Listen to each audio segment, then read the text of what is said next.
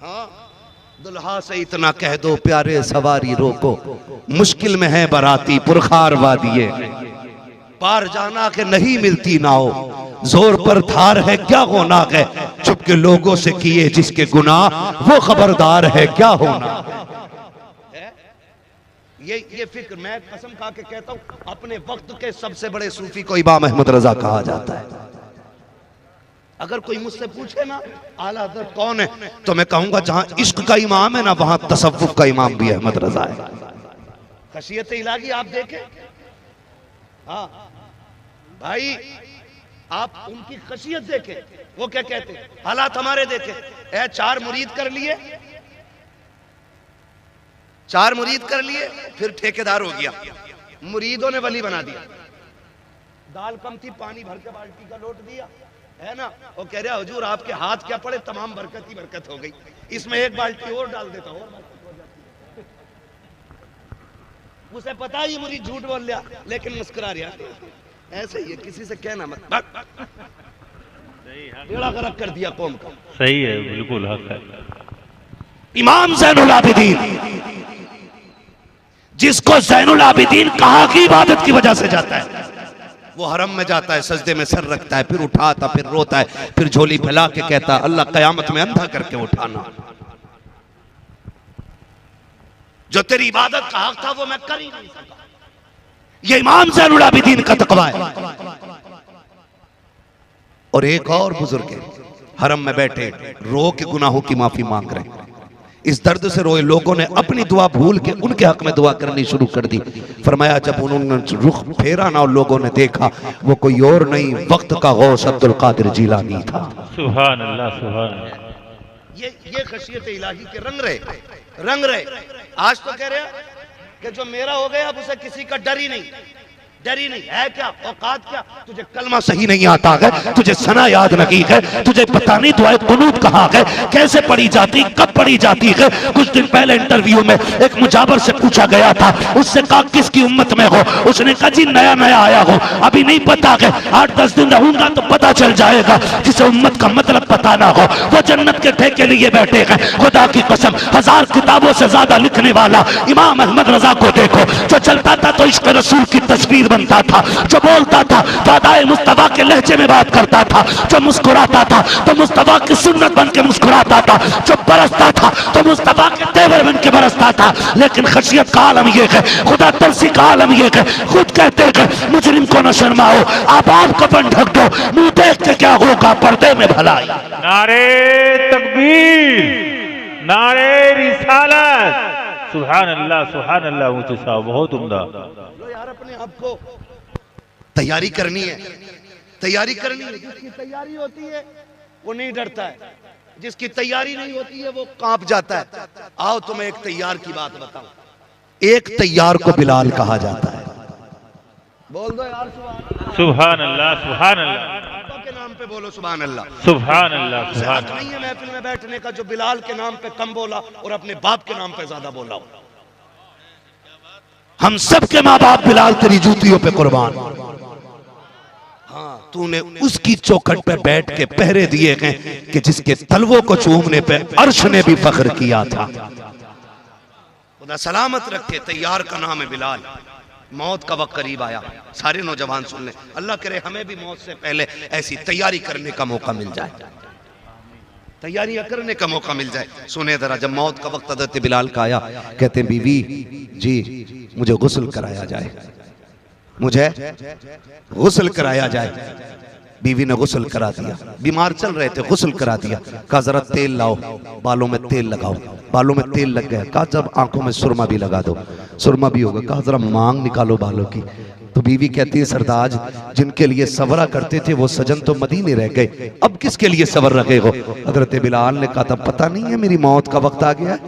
ये मुस्कुरा के कहा। बीवी ने कहा अजीब शौहर हो, जब भी बीवी से कोई जुदा होता रो देता है, आप मुस्कुरा के कह रहे हो मौत का वक्त आ गया।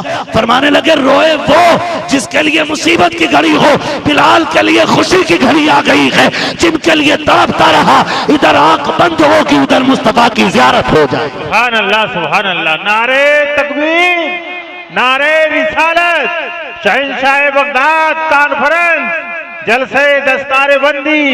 सुभान अल्लाह बहुत उम्दा। कोई नहीं, आज डॉक्टर कह देना हजरत के 6 महीने में मरने वाला है, 6 महीने में मरने वाला है, आज ही से मर जाता। तो कोई पूछेगा क्या हाल, कहना अब क्या हाल है, अब तो जा ही रहे भैया। अल्लाह के बंदे, जाने पे इतना यकीन है, गुनाहों की फिक्र अब भी नहीं, जा रहे, जिंदगी कम दी।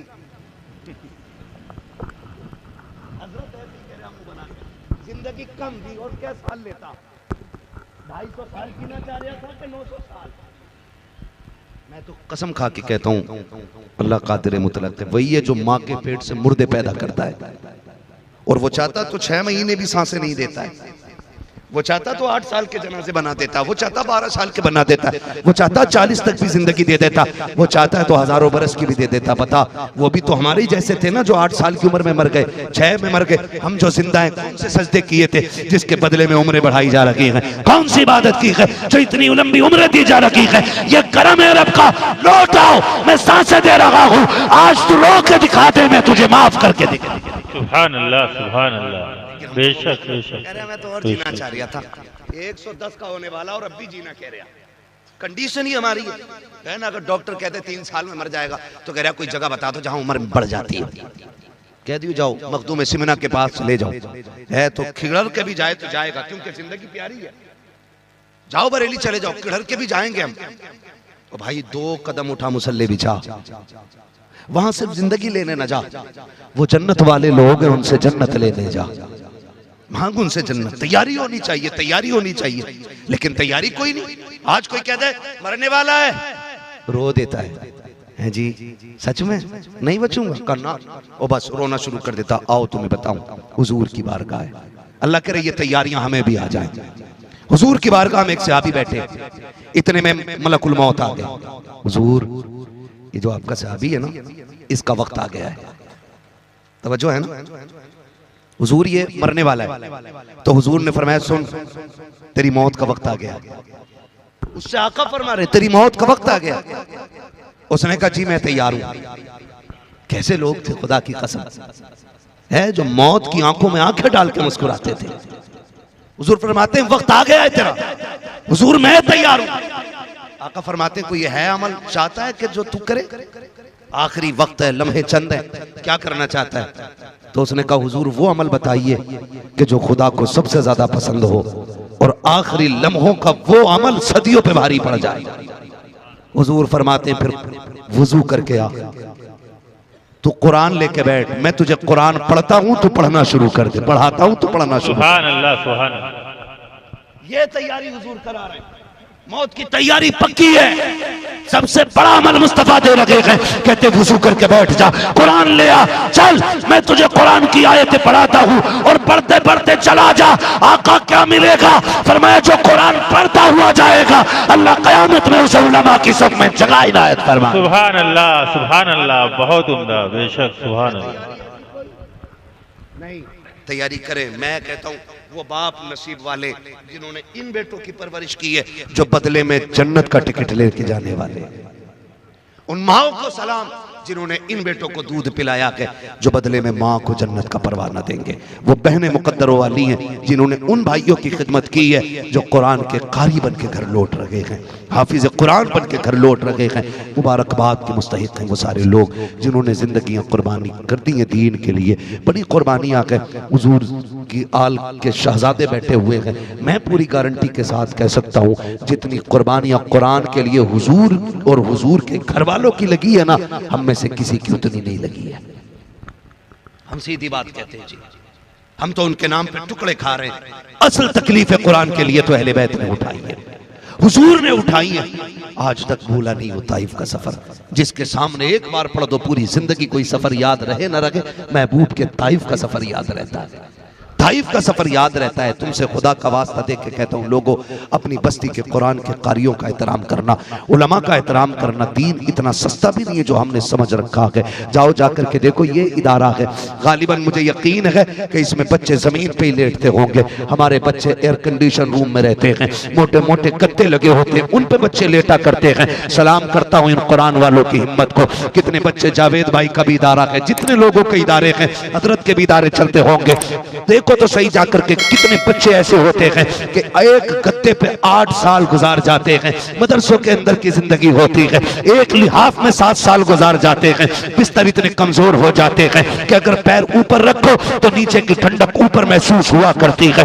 मैं पूछना चाहता हूँ, ये इस गद्दे पे लेटने वाला क्या ये किसी माँ का लाल नहीं है, या इस पे किसी बाप का हाथ नहीं है, ये कोई यतीम और लावारिस तो नहीं है, लेकिन फिर भी ये इतने कमजोर गद्दे पे लेट रहे हैं। किसके लिए कहा? कुरान के लिए लेट रहे हैं। ऐसी गुर्बत और गुर्बत के आलम में ये कुरान पढ़ने वाली जमात, खुदा की कसम, जब कयामत का दिन होगा, कोई अपने अमाल के एतबार से टखनों तक पानी पसीने में डूबा होगा, कोई घुटने तक डूबा हुआ होगा, कोई सीने बराबर डूबा होगा, कोई अपने पसीने में गोते खा रखा होगा। मैदान कयामत है जनाब। कयामत को कयामत यूं ही नहीं कहा जाता है, दहशत का दिन होगा, कलेजे फट जाएंगे, बच्चे माएं चुन देगी।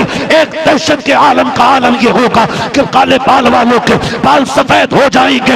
ये तो कुरान साफ कह रहा है, यौम यजअलुल विल्दानु शीबा, बच्चों के बाल भी सफेद हो जाएंगे। ऐसी दहशत कयामत की होगी। हमने क्या समझ रखा है ये कोई एक मेला लगा होगा कि जैसा चाहो गुजर जाओगे? नहीं, खुदा की कसम, कोई घुटनों बराबर, कोई टखनों बराबर, कोई सीने बराबर, कोई अपने पसीने में डूबा होगा। ऐसे आलम में रब फरमाएगा, फरिश्तों जल्दी करो, सारी उम्मतें खड़ी हैं, जाओ जाकर के मेरे कुरान वालों को तलाश करके लेकर के आओ। अब फरिश्ते जाने लगेंगे, ख्याल आएगा अल्लाह आदम की उम्मत भी है, शीश की भी है, नूह की भी है, दानियाल की भी है, याकूब की भी है, यूसुफ की भी है, अय्यूब की भी है, इब्राहिम की भी है, इस्माइल की भी है। अल्लाह ईसा मूसा की भी उम्मतें हैं, सारे नबियों की उम्मतें हैं। बता तो सकी, पता कैसे चलेगा कुरान वाला कौन है? अब सुनो, रब फरमाएगा, जाओ सबके मुंह सूंघो, जिसके मुंह से मुश्क की खुशबू आती हो वही कुरान वाला। सुभान अल्लाह। नारे